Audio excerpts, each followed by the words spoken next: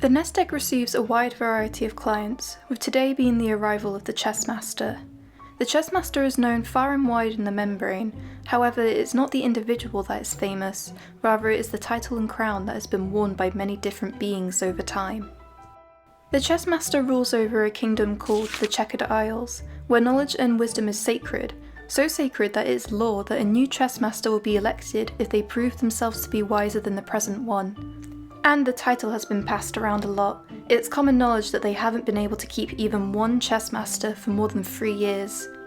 This probably explains the current leader's anxious, tired expression on his face as he arrived at the nest egg along with 2 members of his court. As soon as he was at the door, he threw down a whole stack of notes, stating that he would pay whatever it took to get his item locked up as quickly as possible, this item being a chessboard. This isn't just any chessboard. This is the one that decides who has the title of chessmaster. It works through the utilisation of a curse that was placed on it, quite an unforgiving one. A full evaluation needs to be conducted before the item can be housed. At first glance, it is clear something is off about this chessboard. Physically, it appears regular enough with a black and white colour palette, some patterning in places, and the chess pieces resembling different birds. The board is in good condition with no signs of age or damage, but there's a thickness in the air around the board, a sense of heaviness to it with a lot of essence activity being detected within it. Trying to examine each chess piece individually isn't possible, as once removed from the board and placed down, it disappears and appears back in its place on the board, so it will need to be analysed as a whole.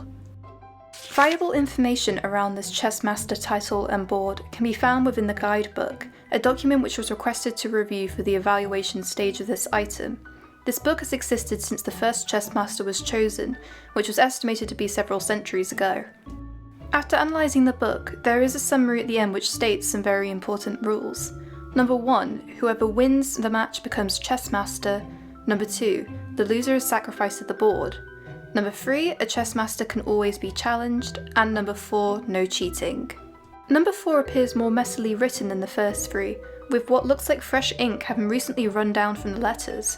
This prompted a quick interview of the 2 court members who brought the book. However, both denied any tampering, but did say that many people have access to the book, so it could have easily been written over recently. A note of this will be kept in the official documents. The second rule is also interesting, stating how the loser will be sacrificed to the board. This refers to the curse mentioned earlier, in which the losing side will have their essence trapped within the chessboard. Whenever a new chessmaster is made, they have to defend their title and their lives against anyone willing to challenge them.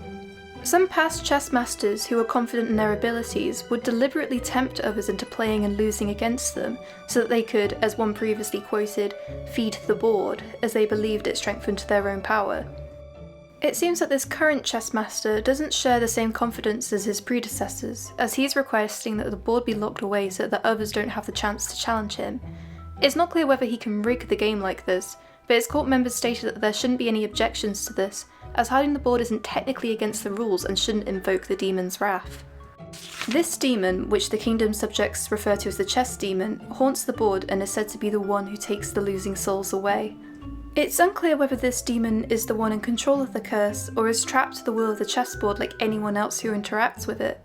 The entity is described as tall, cloaked in a dark, tattered robe with a long patterned scarf, its head resembling a chess piece with glowing red eyes. This demon has been sighted in the past, emerging from the chessboard at night. However, the kingdom's subjects report that it is peaceful for the most part, usually just walking around the room it was previously confined in, and then disappearing after a while, never interacting with anything in the environment. They also noted that the demon hadn't been sighted since the crowning of this newest chessmaster, which was only a few weeks ago. From all this information, storing the board seems fairly manageable, with the entity being the only potential breach risk, but should pose no harm to employees. Another important line of questioning is about secrecy.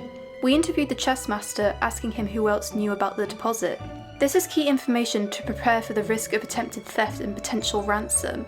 He did say he had recently heard whispers that someone means to challenge him, this being the reason that he had the board taken to the nest egg. However, only his court knows the board is being relocated, but not even they have been told where, apart from the 2 members who accompanied him here. It was noted that the chessmaster seemed a little evasive during the interview, not answering all questions to a satisfactory level. However, this has just been put down to nerves about his stressful position. The next step would then be deciding on the housing procedure. So even though the entity doesn't stray far from the board or display any dangerous activity, it's best to minimise the risks as much as possible. It's proposed that the vault should be designed to simulate the room it was previously stored in, and the demon might not even notice that it's been relocated.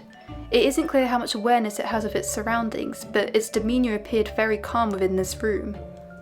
The base of the chessboard can be physically handled as long as the chess pieces are not touched. A match can only be initiated once the challenger makes the first move on the board. Even still, it's best that no employees enter the vault once it's been locked in. Since no maintenance should be required, the vault will stay in lockdown permanently. To be on the safe side, sealing charms, particularly ones effective against demons, should be placed on the door and around the walls of the vault as a preventative measure, though no malicious activity should occur. However, fast forwarding a little bit, there has been an update from the vault surveillance. The report goes as follows. The chessboard has only been stored for one night, but we've lost signal from inside the vault. After replaying the footage, you can see a figure rising from the chessboard, immediately locking onto the surveillance and cutting off our visibility. A breakout hasn't occurred yet, but sounds can be heard coming from inside the vault, and the sealing charms are highly active, suggesting that the entity is attempting to breach the vault. This goes against what we've been told about this demon. An error must have been made during the evaluation stage, as things aren't adding up. The client has been called back in immediately for a reassessment of their interview, and potential consequences if it's revealed that they lied to us about the nature of this item.